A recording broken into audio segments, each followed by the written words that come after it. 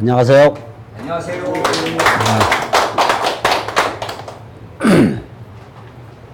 이강은 온비도안면에서 입찰서를 작성해서 제출하고 낙찰 유무를 확인하는 방법이죠. 이제 77쪽에서 95쪽에 있는 내용입니다.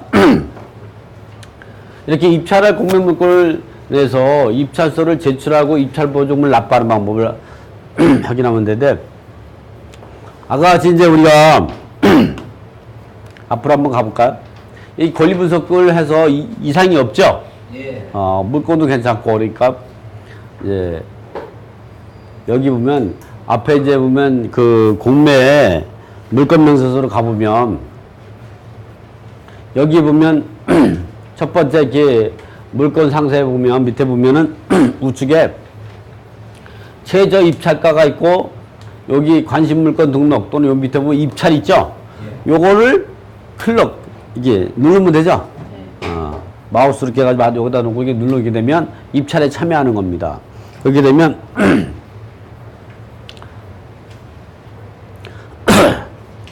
그렇게 되면 어떤 점이 나타나냐? 이렇게,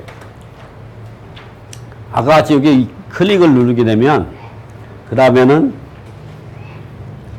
여기, 입찰 정보 확인 및 준수 규칙 해가지고, 이제 주소 현장이나 나오고, 체크를 한 다음에,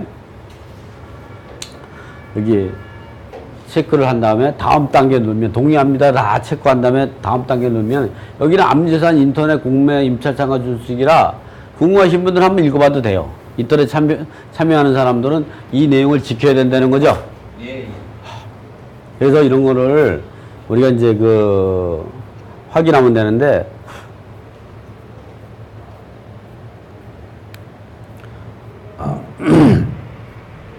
그래도 이상이 없으면 다음 단계 누르면 됩니다. 뭐 이상이 없겠죠? 예. 다음 단계 누른 다음에, 본인이 입찰에 참여하는 방법을 보면, 내용은 이제 본인이 입찰에 참여하는 방법은 이렇게 이제 내용은 길지만은, 여기에다 본인 입찰 체크하면 됩니다. 대리 입찰할 땐 대리 체크를 하면 되고, 공동 입찰은 요거 체크하면 이 대리 입찰이나 공동 입찰에 대한 참가에 대한 이제 화면에 뜹니다. 어쨌든 본인 입찰을 참가하면은 최저 입찰가가 3억 4,800만 원이죠. 80만 원이죠. 여기서 내가 입찰에 참여하는 금액은 3억 5,407만 원을 이제 선택을 하게 되면, 이제 요 보증금을 직접 입력해도 되죠? 근데 이게 2015년 12월 31일까지는 법이 어땠냐면, 내가 사고자 하는 금액의 10%였어요. 그러나 2016년 1월부터는 최저가의 10%인데, 그걸 어느 기준으로 하냐? 우리가 공매를 시작하면 최초 공매 공고일이 있다고 했죠? 예. 그 최초 공매 공고일이 2015년 12월 31일 이전이다. 그러면 내가 매수하는 금액의 10%예요. 이와 같이 이거의 10%가 되죠. 이거는 2015년 2013년 12월 30일 이전에 공매 물건이기 때문에, 공고 물건이기 때문에 이 매수 금액의 10%예요. 근데 지금 입찰 들어가면 어떻게 했어요? 이거와 상관없이, 요거 금액과 상관없이 이 금액이 10%죠? 이것도 보니 공매 물건이 2016년 1월 1일 이후로 공매가 진행이 된 거네요. 여기, 요거의 10%죠? 근데 여러분이 이걸 계산하려면 혼동이 생기죠? 예. 그러니까 머리로 하지 마시고요. 요걸 누르세요. 요걸 누르면 자동으로 계산돼요. 예? 예. 머리 쓰지 마시고. 예. 요걸 누르면 자동으로 이게 2015년 12월 30일 이전 거라면 이거의 10%가 되는, 요거의 10%가 되는 거고, 내가 사고자 하는 금액이 10%. 그러지만 이게 2016년 1월 1일부터 최초 공매 공고물이라 그러면 최저가의 10%가 나오죠. 경매처럼.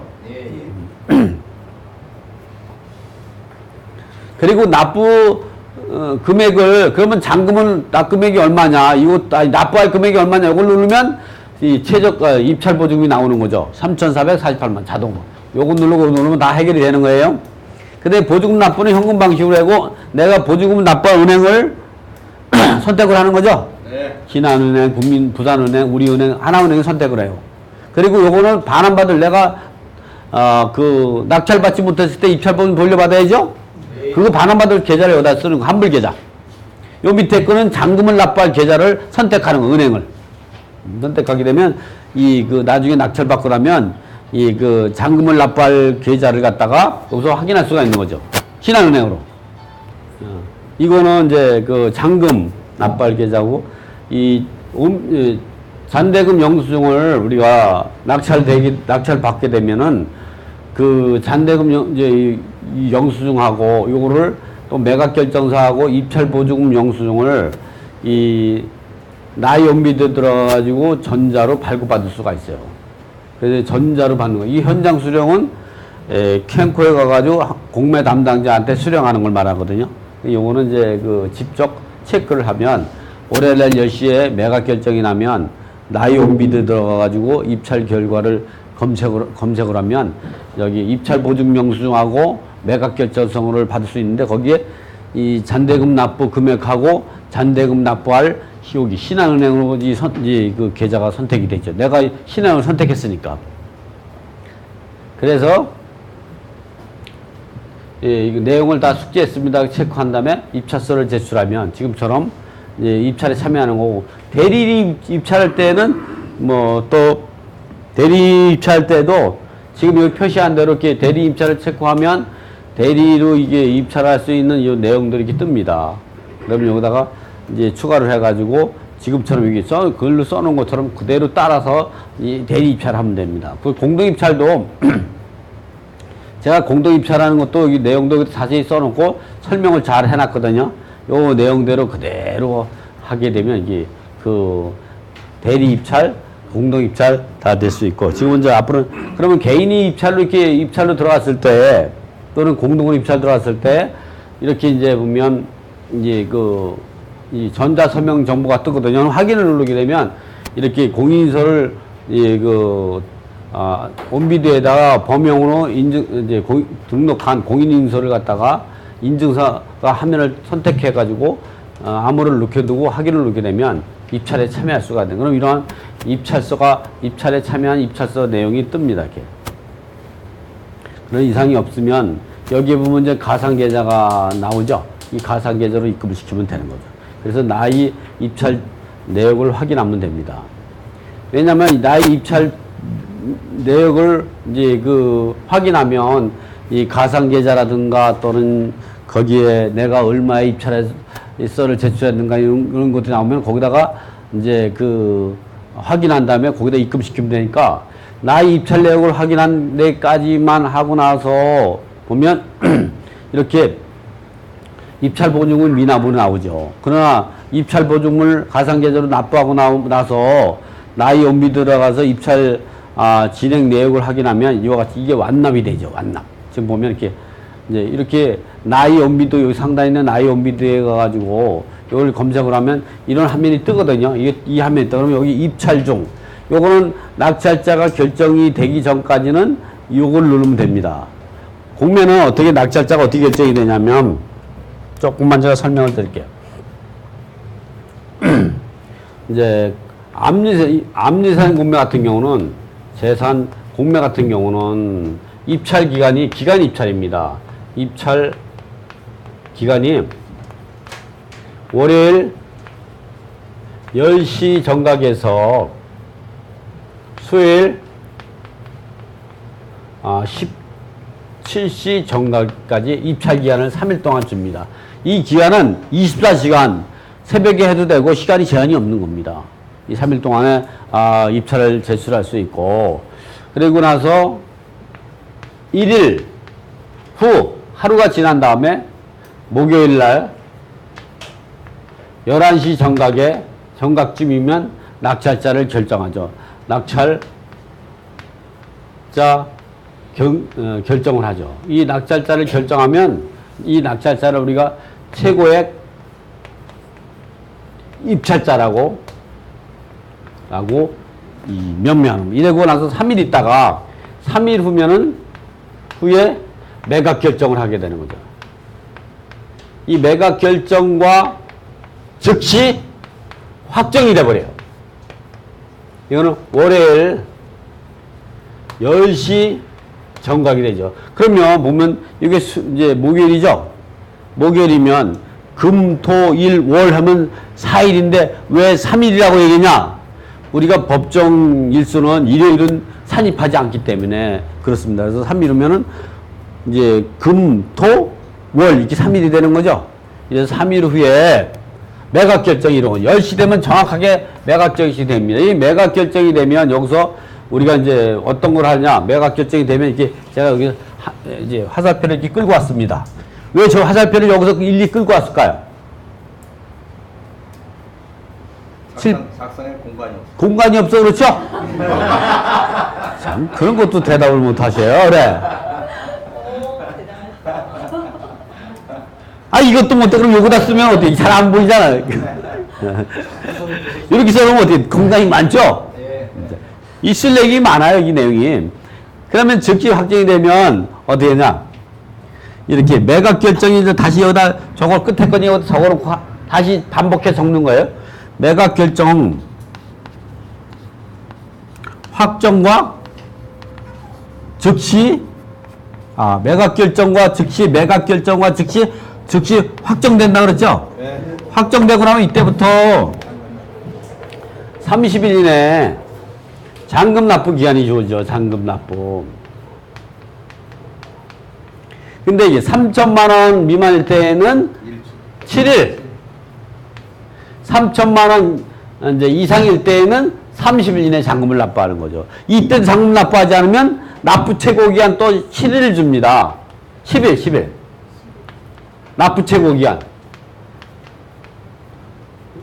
납부 최고 기간을 10일 주죠. 그래서 여기 때 미납했다. 그럼 다시 납부 최고 기한을 이렇게 10일 납부 최고 기간을 10일을 주게 되는 거죠. 이 10일까지만 납부하면 지연이자 없이 10일이 딱 지났다. 그 경매 같은 경우는 재매할 때까지 지연이자와 같이 이 3일 전까지 잔금을 납부하면 다시 소유권을 취득하는 거죠. 네. 공매는 없습니다. 열흘을 더 물어주는 납부 최고 기간에 열흘 더 지연이자 주면서 그 기한을 하루로 지났다. 그러면 공매는 취소되고 입찰 보증은 누가 가져갈 거야? 몰수되는 거죠. 누가 가져가냐? 국가 가져가는 것이 아니라 이 공매 집행비용이 먼저 빠져나가겠죠. 그 다음에 압류한 공매를 위임한 압류관서 있죠. 공매 위임가서만 가져가는 거예요. 체납서 있습니다. 나머지 누가 가져가냐? 체납자 가져가는 거예요. 경매에서는 채무자라고 하죠. 공매에서는 체납자고 하는 거죠. 그래서 공매는 이 위약금 성격이 있어요. 경매는 어떻게 해서요? 몰수된 보증은 배당재단에 포함시켜서 채권자에게 배당하죠. 그것이 공매 몰수된 보증금을 배당하는 방법하고 경매에서 몰수금을 배당하는 방법하고는 다르죠. 그 차이가 있어요. 이건 위약금이에요. 이렇게 납부가 주어지면 이때부터 잔금을 납부하면 30일 이내에 배분기일이 잡히죠. 이 배분기일로부터 7일 이내에 배분계산서를 작성해요. 배분계산서 원안을 작성하죠. 원안을 작성해서 이해관계인에게 해줘. 근데 법원 경매 같은 경우는 배당기일로부터 적산을 3일 이내에 작성하죠. 네. 그걸 왜 그러냐? 이거는 이 공매를 누가 진행한 거예요? 세무조장이 진행한 거죠. 그걸 캠코가 이 대리해서 매각절 진행한 것 뿐이에요. 그러면 실제 공매를 위반한 관서의 동의를 얻어야죠. 그래서 이렇게 7일 전에 작성해서 배분기일 3일 전까지 동의 여부를 통지를 해요. 그러면 동의 여부에 대해서는 답변이 없으면 동의한 거로 보고 공매를 진행하죠. 배분을 진행하죠. 이렇기 때문에 공매에서 배분기일이 7일 전에, 역사는 7일 전에 배분계산서 원안을 작성해가지고, 원안이라는 건 배분계산서가 확정되지 않았다는 거죠. 작성해서 이게 열람만 하게 된다. 여기서 우리가 알아야 될 것은 뭐냐? 공매 같은 경우는 뭘 알아야 되냐? 이렇게 낙찰자가 결정이 되고 나가지고 매각 결정이 월요일날 10시 요 사이에 큰 변화가 이루어진다. 이게 2016년 1월 1일부터 법이 개정이 된 거죠. 이제 체납자가 체납액을 상환하고 공매를 취소 신청하려면 이 매각 결정이 전까지는 언제든지 자유롭게 자기가 세무서에 가서 체납세금을 갖다가 납부하고 공매를 취소 신청을 할 수 있어요. 그러면 그런 걸 받고 나서 이 세금을 체납된 세금을 받고 나가지고 이 공매를 중지 요청서를 보내게 되죠. 세무서장들, 세무 공무원 등이. 그러면 공매는 취소가 되는 거예요. 그러나 이렇게 매각 결정이 이후에 되고 나서는 낙찰자 동의가 없으면, 저 최고액 입찰자의 동의가 없으면 이제 공매를 취소할 수가 없는 거죠. 그러니까 그러면서도 우리가 여러분이 좋아하는 동그라미 있죠? 그게 수수가 이루어질까 아닌가? 수수가 뭐예요? 수수가 수수밭의 수수가요? 수수. 돈이 오고 가는 게 있겠죠? 웬만하면 이제 그냥 취소해 주세요. 돈 받지 말고. 뭐 그거는 여러분의 판단에 따라서 여러분이 뭐 어린 분들도 아니고. 그리고 또 뭐냐? 지분권자일 때 공유자 우선 매수 할 수 있죠? 경매에서는 공유자 우선 매수를 이 낙찰자가 결정되면 그 자리에서 할 수가 있죠, 그때. 그리고 이제 그 낙찰자가 그러니까 어쨌든 낙찰자가 결정이 되기 전에 공유자 우선 매수를 해야지 낙찰자가 결정이 되면 공유자 우선 매수를 할 수가 없죠. 이 공매는 달라요. 공매는 그러니까 경매 같은 경우는 공유자 우선 매수를 한 번밖에 못 하잖아요. 이 공매는 몇 번 할 수 있을까요? 공매는 이런 거예요. 낙찰자가 결정이 돼야만이 공유자 우선 매수를 할 수 있고, 거기에 입찰 보증금도, 매수 신청 보증금도 넣어야 되니까, 이건 두 번 할 수가 없는 거죠. 공유자 우선 매수 신청서만 제출하고 돈 안 넣으면 그 무효니까. 그래서 이거는 낙찰자가 결정이 돼야만이 공유자 우선 매수를 할 수가 있는 거죠. 그리고 차순위 매수 신고도 이 제도도 생겼어요. 그것도 낙찰자가 결정이 되고 나서 차순위 매수 신청을 인터넷으로 신청하는 거예요. 당연히 그것도 이 매수 신청 금액의 10%의 범위 내에서만 할 수가 있는 건 법원 경매와 똑같은 거죠. 이런 것들은 이렇게 요 사이에 큰 변화를 일으킨다. 또 여기 입찰 보증금 믿고 하는 거 있죠? 입찰 보증금 같은 경우도 1,000만 원이 초과되잖아요? 초과된 1,000만 1원만 되면 10번, 100번에 나눠서 내도 돼요. 입찰 보증금. 근데 1,000만 원까지는요, 한 번에 납부해야 돼, 입찰 보증금. 누구 이름으로 넣어도 돼요. 가상계좌이기 때문에. 가상계좌이기 때문에. 그리고 또 하나 중요한 건 뭐냐면, 입찰서를 제출할 때 있죠, 이쪽에. 이때 입찰서를 제출할 때, 입찰서를 제출할 때, 입찰서를, 법원 경매는 한 번만 집어넣고 두 번 넣으면 무효가 되죠? 이 공매는 몇 번 넣을 수 있어요? 100번도 넣을 수 있어. 그런데 생각을 해보세요. 입찰서만 제출했을 때는 입찰서 제출할 때 가상계좌가 나오죠? 그 가상계좌를 입금한 것만 유효하고 안 한 건 다 무효니까 뭐 얘기할 것도 없는 거고. 이번에 입찰보증을 다 납부했어요, 다. 그럼 입찰 자체가 다 유효하죠? 그런데 그 금액보다 높은 금액으로 입찰서를 또 제출하고 입찰보증 넣는 거는 되겠지만, 낮은 금액으로는 의미가 없죠?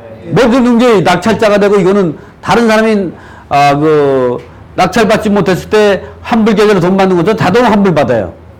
입찰 보증까지 놓쳐도 돈 많으면 두 번씩 하는 거. 그걸 우리가 돈지랄 한다고 하죠. 그죠? 돈지랄 하는 거. 제가 돈지랄 내는 표현은 잘 안 쓰는데, 좀 여러분도 좀 웃으면서 이제 공부하자, 이렇게 편하게 하라고 해서 제가 이렇게 말씀드리고. 그러니까 이런 절차가 이루어진 거죠. 그렇게 해서, 입찰 보증까지 확인했다면, 이렇게 목요일 날 11시 전까지는 여기서 확인할 수 있는 거, 이렇게. 여기 보면 이 보증금 완납으로 표시되어 있죠? 입찰서가 완전히 된 거예요. 그리고 나서 낙찰자가 결정하면 여기에는 0이 되고 윤리 1이 붙어요. 자기 입찰서를 2번 넣으면 2개, 3번 넣으면 3번. 자기 같은 물건에 3번을 입찰서가 그러면 이게 3자가 나와요. 그리고 여기다 낙찰자는 여기 낙찰자 되고, 유찰자는 여기다 유찰자가 표시돼요. 내가 봤는데, 내가 낙찰 표시되지 않고 유찰자 되면 난 떨어진 거예요.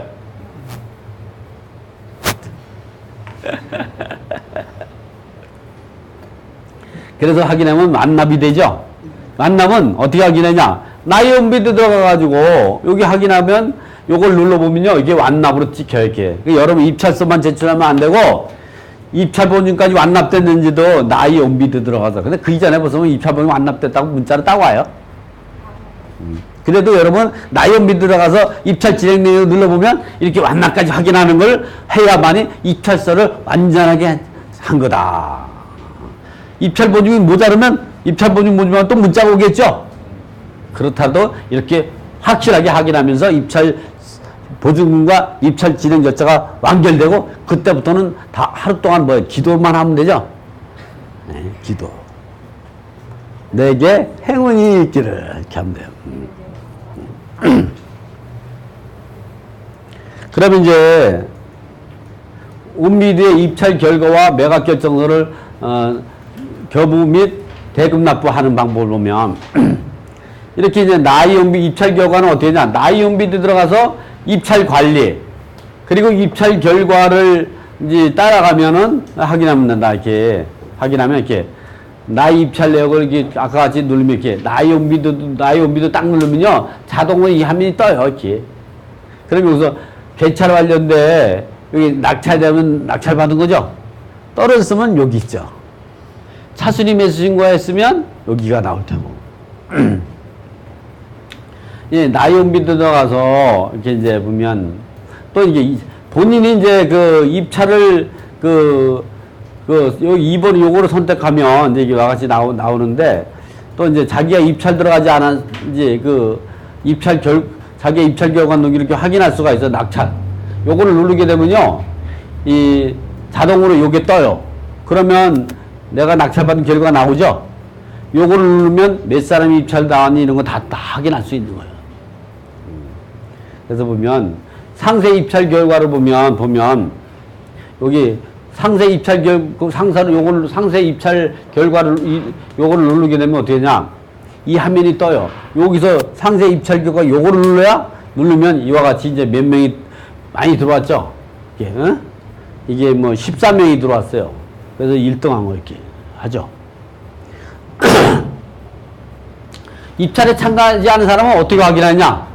입찰에 참가하지 않은 사람은 확인할 수 있어요. 어떻게? 여기 보면 물건 입찰 결과를 선택하면 되죠.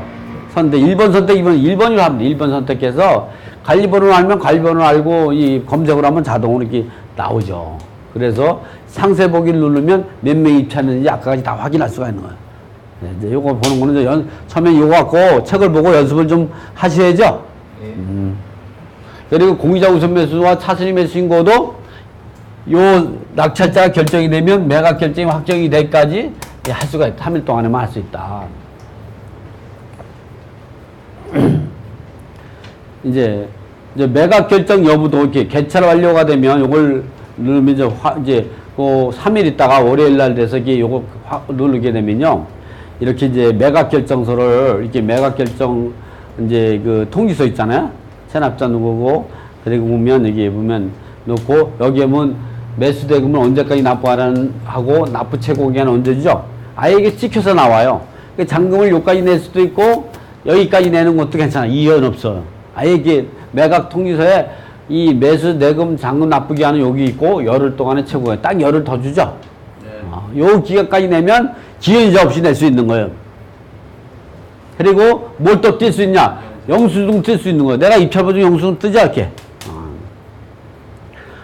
그리고 다음에는 이제 공매 종류별로 낙찰받고 잔금을 납부하고 소유권 전등을 나홀로 소유권 전등기 하는 방법이 암지산 이거 할 때는 이렇게 영수증, 입찰보증 영수증하고 매각 잔대금 영수증하고 공매 통지서를 첨부해서 이제 소유권 전등기를 청구하면 돼. 지금 소유권 전등기 절차를 여기다 써놓은 거죠. 이건 나홀로 할 때 요 내용을 읽어보고 그대로 이렇게 하면 된다고 해서 기재를 해놨고. 암지산 공매도 그렇고 국유지산 공매, 수탁지산 공매도 이거 다 여기다 이렇게 해놨으니까 요거대로 하고 하시면 돼요. 법무사를 통해 자꾸 내가 잔금을 납부한다면 요거 이 상태를 보고서 소유권 전등기까지 거치면 이제 입찰부터 잔금을까지 납부하고 소유권 전등기까지 다 할 수가 있는 거죠. 근데 은행이 대출 받을 때는 이제 은행 법무사가 하려고 하겠죠. 예, 경매로 경락잔금을 대출 받아가지고 잔금을 치르는구나.